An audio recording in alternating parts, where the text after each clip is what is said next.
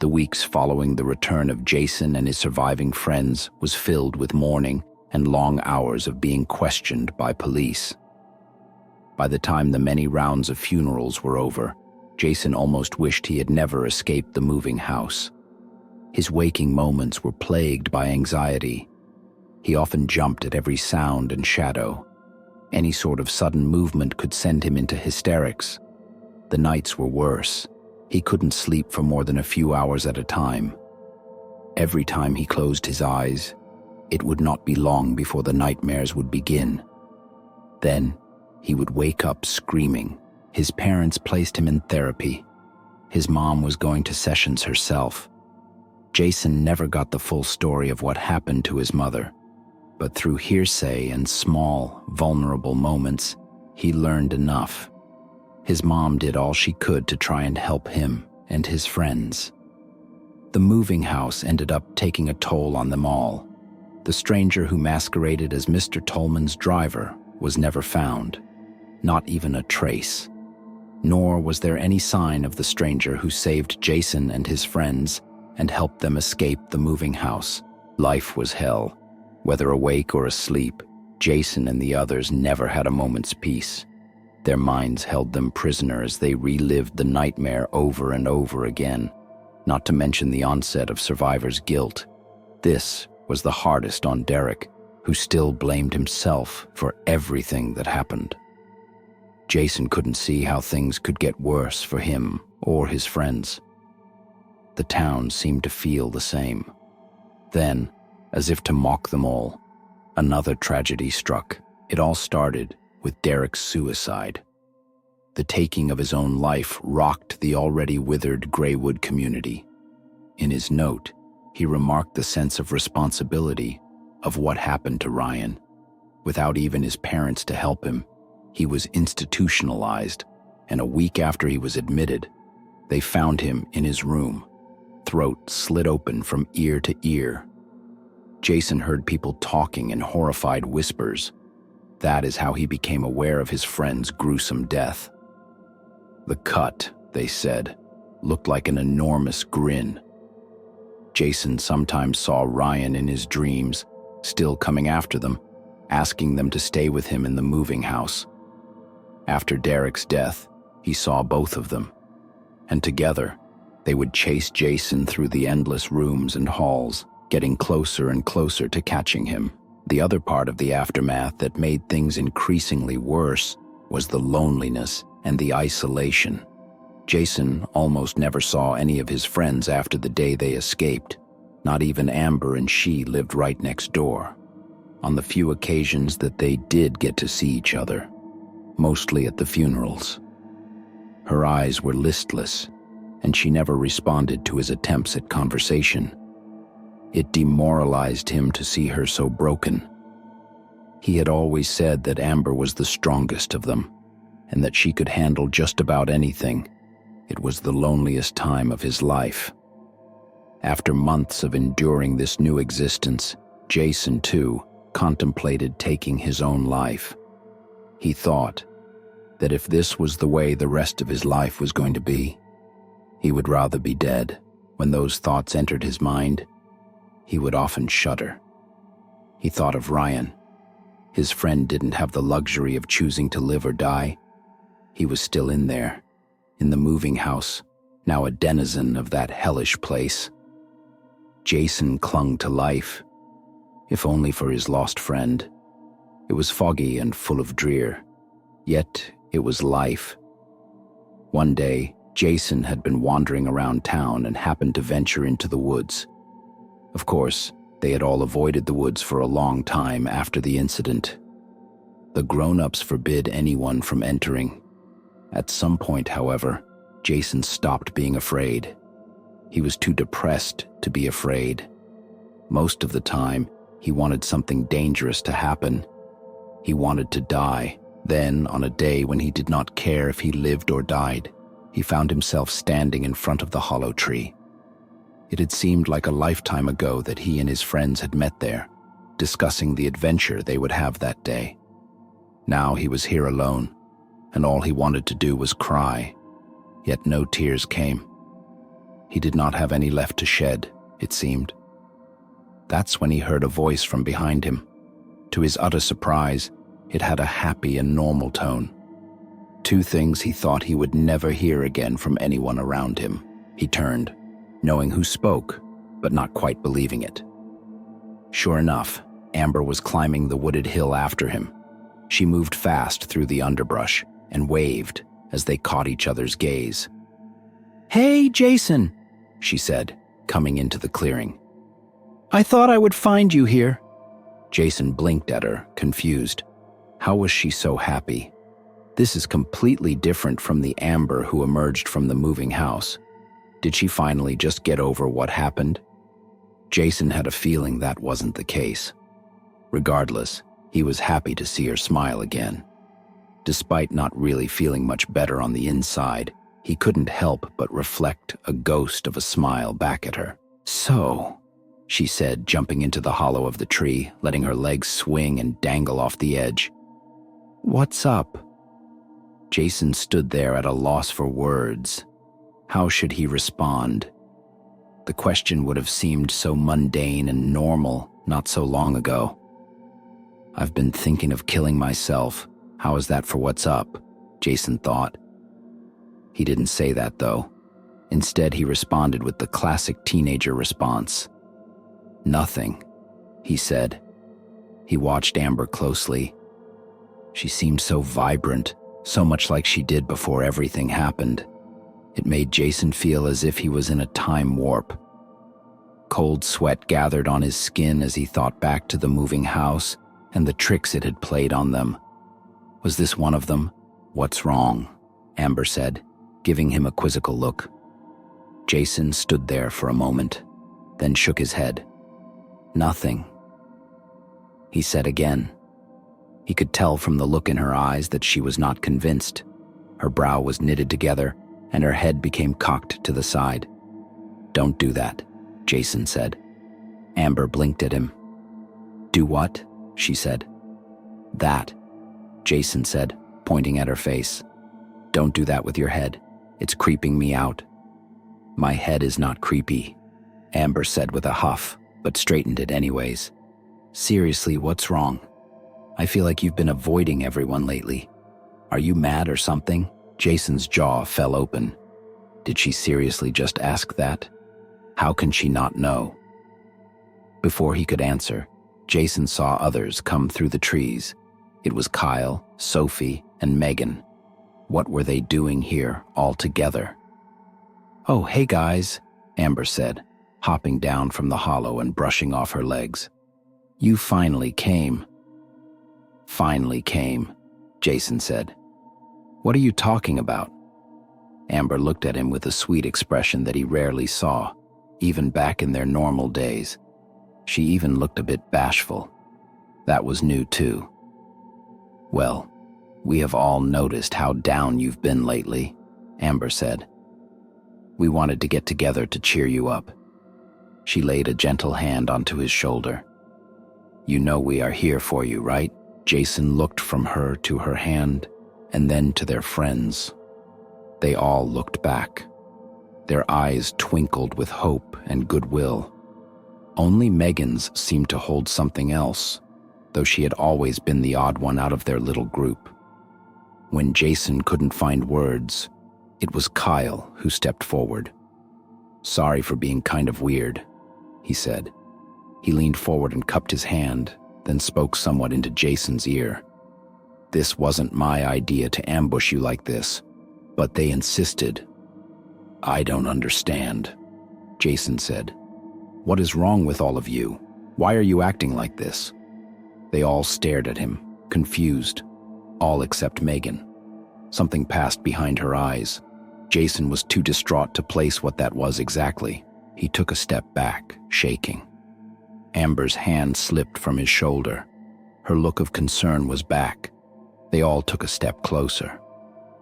"We just want you to tell us what's wrong," Sophie said. She's always been the sweet one, and today was no exception. Yet there was something wrong with her, too. There was something wrong with all of them. "What's wrong?" Jason said. as if the words didn't make any sense. Of course they didn't. None of this made any sense. How can you say that after everything that has happened? Tell us, Amber said, her worried eyes pleading. Tell us what happened, and we can be there for you. Derek's dead, Jason said, screaming. The words washed over him in a wave of dread. He had never said them out loud himself. He never realized that until now. He also realized that he still hadn't accepted it. Even after the closed casket funeral, he watched the dirt being flung onto the shiny wood coffin. He thought all the while that Derek was somehow still alive, and at any moment, his hand was going to burst out, twisted into a gray claw. He would break through the coffin, and he would emerge, his grin wider than ever. Hello, Jason, he would say, the gaping wound working like a mouth. Why don't you come down here and play with me? None of that happened, but Jason still dreamed of it. Sometimes it would be Ryan who crawled out of the coffin. Sometimes it wouldn't be either of his friends. Instead, a light would shine, and inside the light, something dark would writhe. The sound of rusty hinges would fill his ears. That was the point he always woke up, and he would be screaming. All of these thoughts passed through his mind quickly, and he had squeezed his eyes shut when he shouted. He didn't want to look at their confused expressions. Why was this so hard to understand? Didn't they care at all? Jason looked up when he felt a hand fall onto his shoulder. This time, it was Sophie. She gazed at him with empathy, her eyes searching his. Her lips parted to form only two words. "Who's Derek?" she said. Jason stared at her in shock. Then he jumped back, his mouth working but no sound coming out. He was stunned into horrified silence. Sophie's words rang inside his head like a doom bell. "Who's Derek? Who's Derek? Who's Derek?" Jason backed away from the group, moaning. "No, it can't be," he said in dismay. "We got out. We escaped, didn't we?" "Jason," Kyle said, reaching out a hand to be comforting. "Escaped what?" "The moving house," Jason said, his voice shrill. "Why are you guys acting like nothing happened?" The moving house, the moving house. I'm still in the moving house. This thought ran loops in his mind. It had to be the only explanation. "What's the moving house?" Amber said, her eyebrows raised. Jason clawed at his face. All he could do was watch Amber's innocent, ignorant expression. It devastated him in a way he never thought was possible. It was on all their faces, that unknowing, the uncertainty, the bliss of harmless ignorance. That was the final twist of the knife in his terrified mind and wounded heart. Jason turned and fled. He barely noticed as they called after him. He didn't check to see if they were following either. All he knew is that he had to get away. He came to the edge of the woods, where Graywood Lake Road crossed. In his extreme distress, Jason never saw the truck coming. The driver was going too fast, and he was distracted reaching for his gas station sandwich. When he looked up, seeing Jason stumble out of the woods, it was too late to hit the brakes. Yet he tried anyway. The brakes locked, and the tires peeled rubber as the back end swung out into the other side of the road. Jason never noticed. He could have been miles away for all he knew. At the last moment, Megan tackled him from behind. Together, they fell, and by some sheer freak accident, the truck passed harmlessly over them, coming to a skidding halt, facing the wrong way on the street. The air was infected with an off-blue cloud of burned rubber, and the smell was strong. Jason hurt where his skin hit the pavement, but otherwise, he was okay. When he looked to see who had saved his life, he was surprised to see Megan clutching him, her head buried in his chest. He also saw that she was bleeding. "Are you okay?" he said. But before she could answer, the truck door opened and then it slammed shut a second later. The driver emerged, scared and furious, swearing up a storm. Once he saw the kids on the ground, his outburst ended, and he became calmer. "Are you kids all right? Is anyone hurt?" he said, coming over to them. Jason looked up, his heart thudding hard. He mumbled something unintelligible. The man ran his hands through his hair, biting his lip. "Answer me, kid," he said. "Are you hurt?" "No," Jason said and tried to get up. That's when Megan clutched him even harder. The driver and Jason looked at her. They weren't surprised to see that she was crying, yet they were surprised by the big, relieved smile on her face. Megan and Jason both only received minor injuries. Neither of them had to go to the hospital. Jason's mom had been called and would soon arrive to pick them up. After Megan's father died in the fire, she had nowhere to go, as she had no more family. The town, as it did with the rest of the orphaned children, outright adopted them and took full responsibility for their care. Something caseworkers found extremely uncommon and strange, but not unwelcome. Their caseloads were always overflowing, so they were more than happy to let the town handle things. The children were left alone as they waited, sitting in the back of the ambulance. Jason was silent. He was afraid to say anything. He was still trying to figure out what was going on and why everyone was acting like nothing had happened. Mostly, though, he was watching Megan out of the corner of his eye. She was quiet, staring out, seemingly at nothing. Yet he could tell there was something going on behind her eyes. She was thinking of something. He wasn't sure if he wanted to know. He thought the whole time would pass without a word shared between them. But then she spoke. Her voice was a whisper, as if she didn't want anyone to overhear. When Jason heard what she had to say, he understood why. "I thought I was the only one left," she said, her voice strained, as if holding back a sob. When Jason said nothing, only watching her, she went on. "The rest have made their choice. Now, I guess it is your turn." He was about to ask her what she meant when his mom finally pulled onto the scene. She practically jumped out of the car and rushed towards them. "Honey, Megan, are you okay?" she said, running her hands over both of the children. They winced as she glanced over the bruises and cuts. She had tears brimming in her eyes. "I would scold you, but I think we've all been through enough." Soon, they were in Jason's home, and after his mom stopped fussing over them, they were alone again, but in his room this time. Megan busied herself by looking through his books. She had never been in his room, let alone his house before. He took the opportunity to bring up what she said earlier. "What did you mean by it being my turn?" he said. She did not look up as she answered, leafing through the pages of a science fiction novel for teens. "I don't know what to say," she said. "I don't want to have any influence on your final decision." "Decision about what?" Jason said, getting exasperated. "Just be honest with me. Is this all a trick? Am I still in the moving house?" This time, she did look up. Her eyes were kind. "It's kind of worse, isn't it?" she said. "You're dodging the question," Jason said, using the line he had heard so many times on the cop shows his parents liked. "I thought things would get better after we got out," she said, a sad smile on her lips.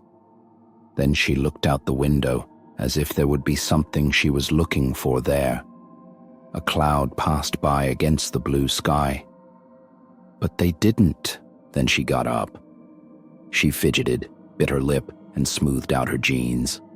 Jason watched her, confused and frustrated that she wouldn't give him a direct answer. Finally, she turned to him. "It's time.